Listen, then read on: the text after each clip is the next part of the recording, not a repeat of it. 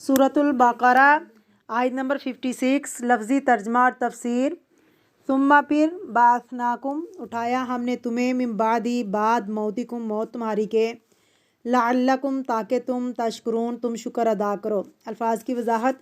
सुम्मा फिर बासनाकुम उठाया हमने तुमको बाइंसा बासा या बासु उठाना भेजना। बेसिकली बास का लफ्ज़ी माना होता है इखराज निकालना। क्या माना होता है बास का?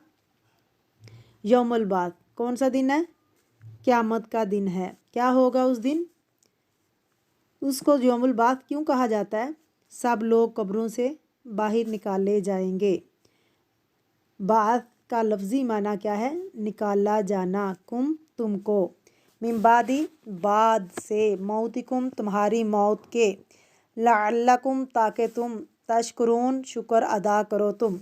ता काफरा वाव नून जमा की अलामत है। तफसीर। ये कितना बड़ा इनाम है कि हमने तुम्हें मरने के बाद उठाया। लअल्लकुम तशकुरून ताकि तुम शुक्र अदा करो। यानी ये नींद नहीं थी, उनकी भी होशी नहीं थी, वो वाकई मर गए थे और मूसा अलैहिस्सलाम की दुआ के बाद अल्लाह रब्बुल इज़्ज़त ने उनको दोबारा ज़िंदा किया। तो मौत जो है मौत ही के लिए आता है। ये लफ्ज़ मौत नींद के लिए नहीं आता। और ये सब किस लिए नेमत याद कराई जा रही है? ताकि तुम शुक्र अदा करो। इससे ये पता चलता है कि इंसान अगर किसी बीमारी, किसी आफत से, तकलीफ़ या मुसीबत से निकले तो उसे क्या करना चाहिए? शुक्र अदा करना चाहिए। अल्लाह रब्बुल इज़्ज़त का हर हाल में शुक्र अदा करना चाहिए। वो वाकई मर गए थे।